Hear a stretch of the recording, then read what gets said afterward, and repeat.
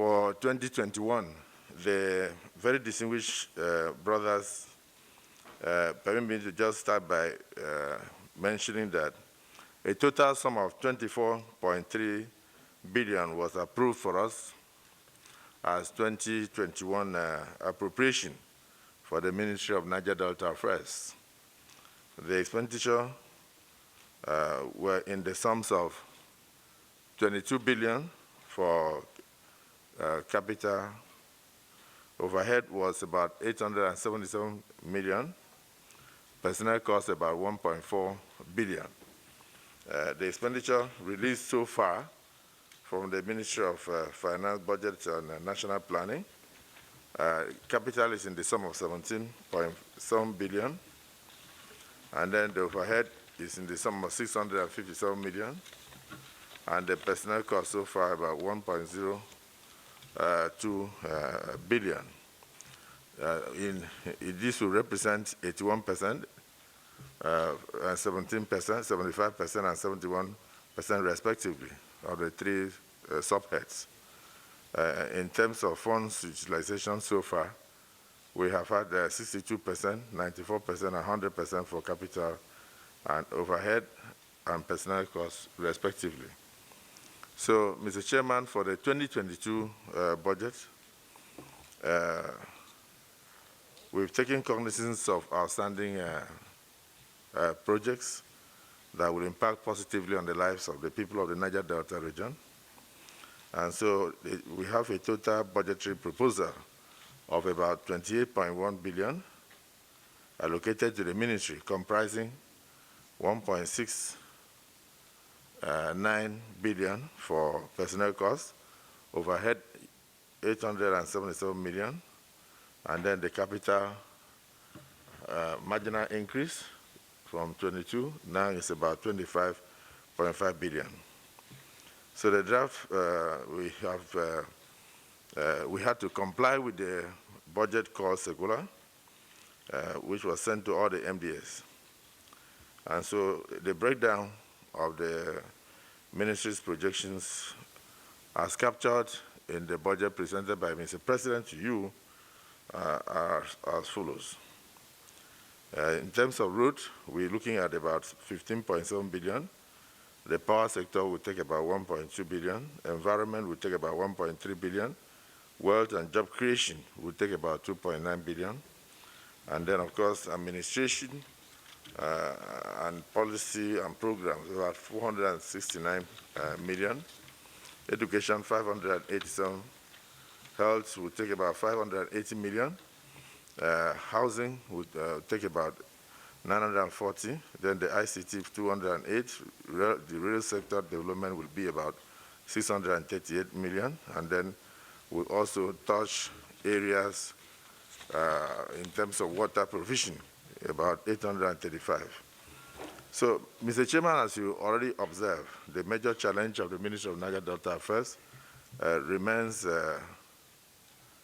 inadequate provision, considering the terrain of the Niger Delta region and considering the quantum of poverty and infrastructure deficit in the entirety of the Niger Delta. And even in terms of human capital development, that is also a major problem. So we urge the committee to look into that. If there's any way that at the end of this exercise, you can find a way to upgrade what we have before you, we will be very, very, very grateful. I'm talking when you look at the generic picture in the entirety of the federal budget. So we have a bit of underfunding. It has affected ongoing projects and programs of the ministry across the region. And then, of course, if this is not checked, it could lead to resurgence of restiveness. By now, what we are having at the moment is just grumbling because of the fact that they believe the ministry ought to have achieved more.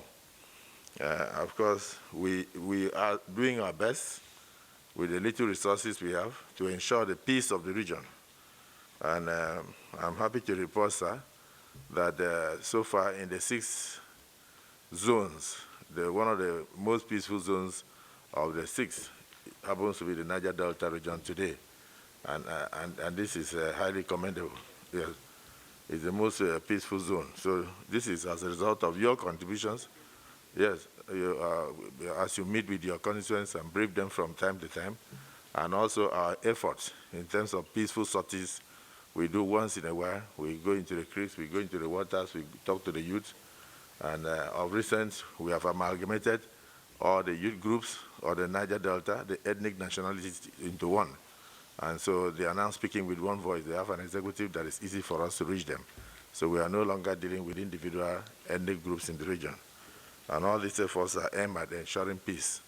And of course, you know how vital that region is.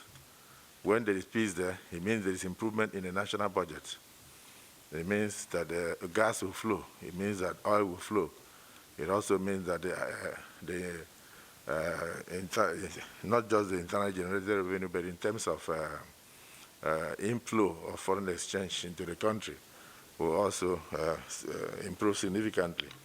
So in the light of the above, Mr. Chairman, the ministry deemed it most expedient to complement the efforts of government at all levels in restoring peace and security, which is most needed today in Nigeria, by providing the needed infrastructural development to the Niger Delta region through deliberate, coordinated efforts. And we have been proactive in terms of ensuring that we nip any information, any intelligence of any restiveness in the board before it even comes to the fore. So our prayer before you, sir, and distinguished members, is that with a dwindling budgetary allocation, an increasing level of outstanding liabilities affecting the entirety of the region, the Niger Delta region, we solicit for additional funding and your support to enable the ministry to deliver on Mr. President's mandate for the Niger Delta people. In conclusion, we want to express the ministry's sincere appreciation for the opportunity granted us this morning and the indulgence already expressed by Mr. Chairman. And therefore, we have annexed, we have various annexures, 2021 budget performance summary, the list of projects and programs executed in 2021, and their status of completion, and list of 2021 advertised and awarded projects in the ministry, and then, of course, copy of the ministry's 2022 proposals and estimates. Well, let me thank you sincerely for this opportunity on behalf of my team. A comment by way of complementing the comments earlier made by the former minority leader of this Senate, former governor, and of course, the Honorable Minister of Niger Delta Affairs today. When my colleague who spoke before me said about congratulating the ministry for the increment, I think that's regrettable. There's no increment there. While the national budget is on the increase very massively, the ministry's budget is just a partly additional fund, the additional billions.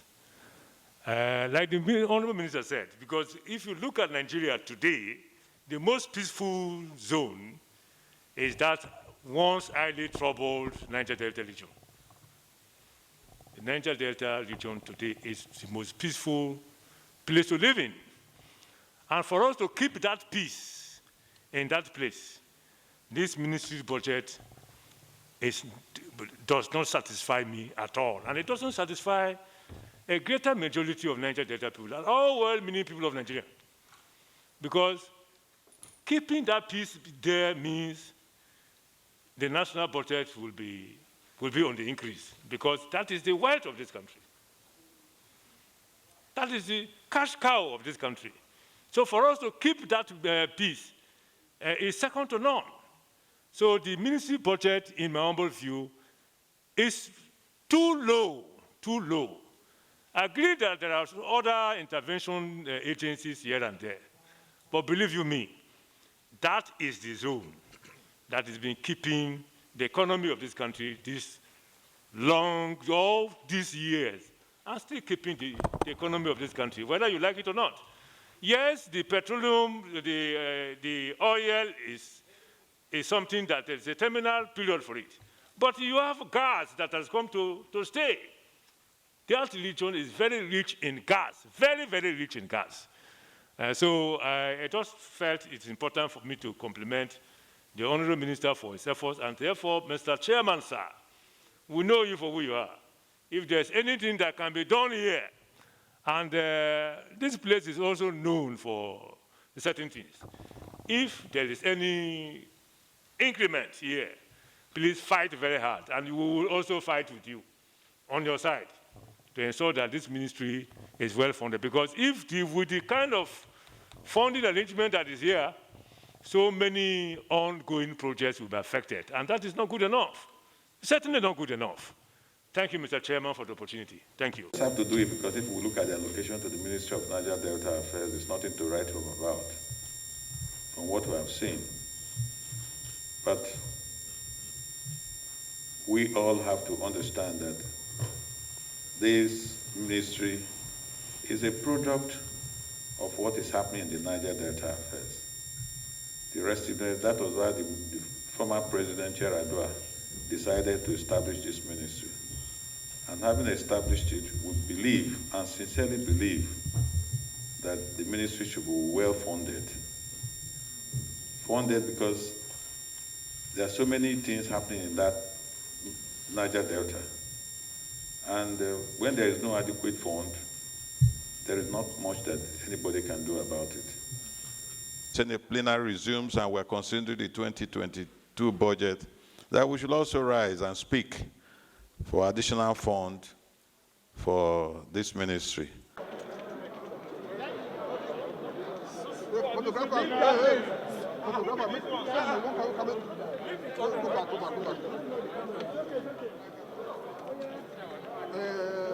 Yes, yes. How are you guys? Honorable Minister, congratulations. Please, are we set? Yes. Honorable Minister, you're welcome. Congratulations. Thank you. And our distinguished senator. Thank you. You are our own in the press corps here. Thank you. Welcome. Good to see you again. Good to see you. We have listened to the budget defense section. We want to start by finding out from you. Each time there's a budget defense session, it seems like it's a repetition. One of the issues that keep coming on is East-West Road. East-West Road. Does this worry you as a Niger Deltan and as a Minister of the Federal Republic?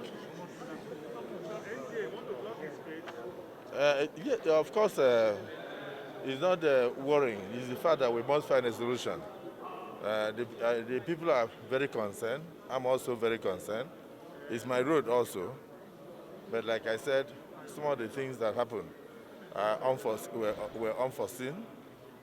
For instance, I just mentioned to the distinguished senators that the particular section of the road that has a lot of restiveness at the moment, that is section 0 to 15, that's 15, One to Port Harcourt. That was not included in the original contract in 2006 when the President Obasanjo's administration started the construction of the East-West Road.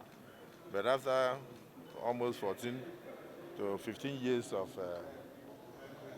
usage of the road, the wear and tear, as a result of the amount of load, you know, that area has a lot of industries. That is where you have the ports, that is where you have the Intels, that is where you have the PPMC depot, that is where you have the fertilizer plant in Durama, and so many, you know, the refineries and all that.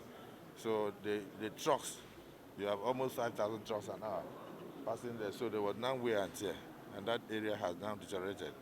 So there is need for us to address it, and the federal government is alive to the responsibility of doing so. In fact, as I speak, we have mobilized the RCC company, and they are on that road. They are working now. We have also released money for compensation of the right of way, because when the original design was done in 2014, we then discovered that a new substation, power substation, had been built that carries power to Afam and also carries power to the ports. So it will be more costly to remove the substation. And so we have to shift the alignment of the road.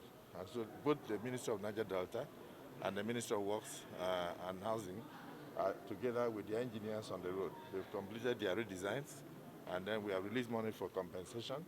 And if you go there now, you'll notice that work has started. And I've given my word to the distinguished senators that we are as concerned as they are, because of that sector of the road is very important.